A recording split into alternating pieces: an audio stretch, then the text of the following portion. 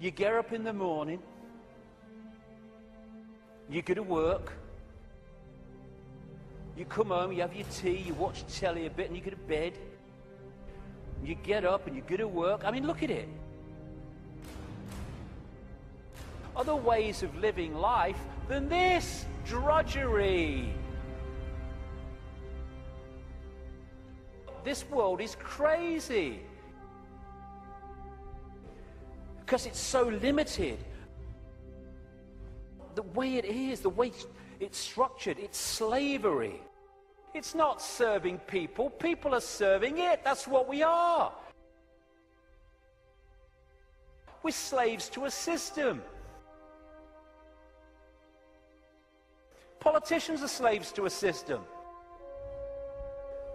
They go into the system, they think they're going to change it, the system changes them.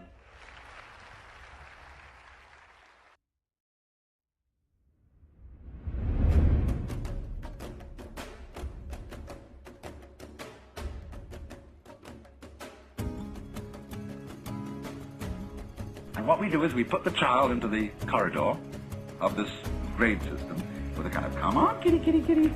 And yeah, you go to kindergarten, you know, and that's a great thing because when you finish that, you'll get into first grade. And then come on, first grade leads to second grade and so on, and then you get out of grade school, you go to high school, and it's revving up, the thing is coming. Then you're going to go to college, and by Jove, then you get into graduate school, and when you're through with graduate school, you go out and join the world. And then you get into some racket where you're selling insurance, and they've got that quota to make, and you're going to make that. And all the time, this thing is coming. It's coming. It's coming. That great thing, the success you're working for. Then when you wake up one day about 40 years old, you say, my God, I've arrived.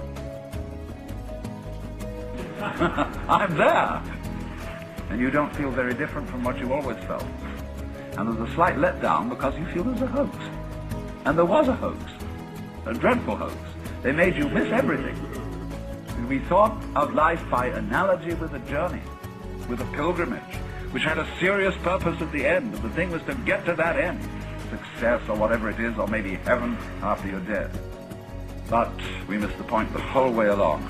It was a musical thing, and you were supposed to sing or to dance while the music was being played.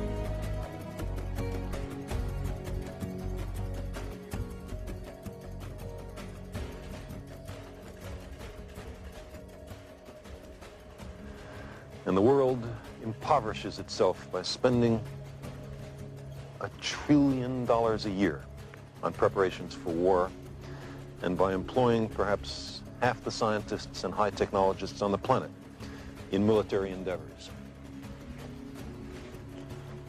How would we explain all this to a dispassionate extraterrestrial observer?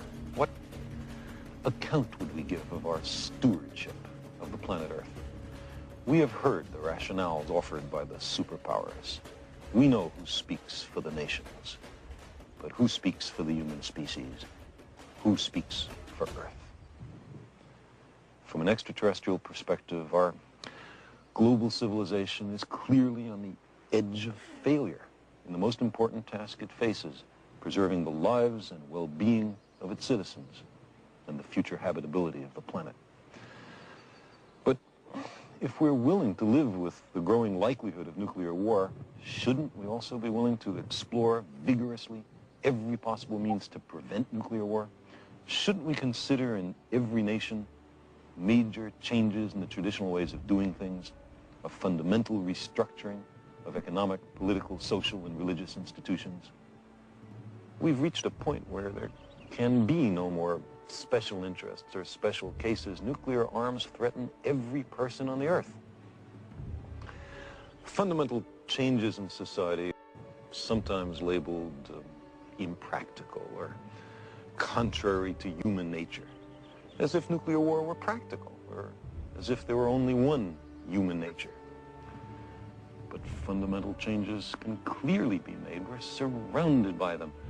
In the last 2 centuries, abject slavery, which was with us for thousands of years, has almost entirely been eliminated in a stirring worldwide revolution. Women, systematically mistreated for millennia, are gradually gaining the political and economic power traditionally denied to them. and some wars of aggression have recently been stopped or curtailed because of a revulsion felt by the people in the aggressor nations. The old appeals to racial, sexual, religious chauvinism and to rabid nationalist fervor are beginning not to work.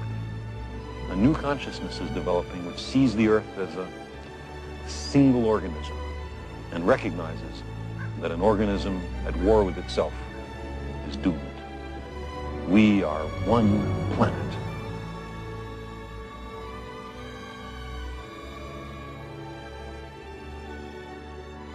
The human being realize that we are all one, basically.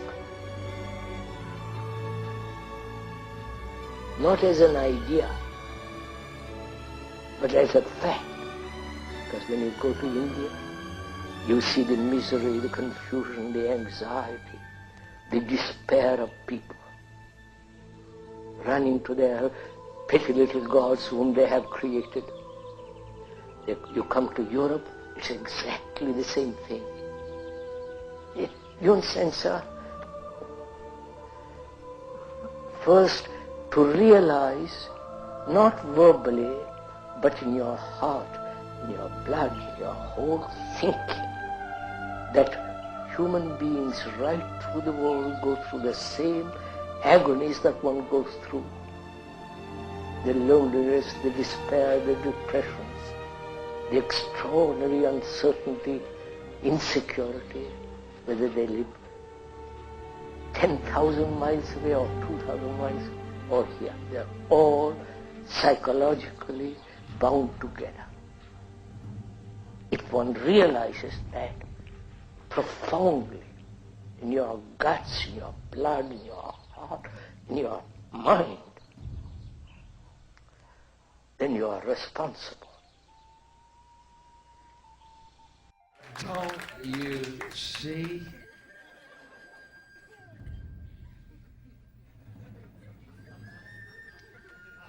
You're a great crowd before I go, even though this is a world where good men are murdered. Men who try and help are murdered and cut down in their prime of their youth, and hacks and mediocres and fascists run everything else. I'm going to share with you a vision that I had, because I love you, and you feel it. You know all that money we spend on nuclear weapons and defense every year, trillions of dollars, correct? Instead, let's play with this. If we spent that money feeding and clothing the poor of the world, and it would pay for it many times over, not one human being excluded, we could, as one race, explore outer space together in peace forever.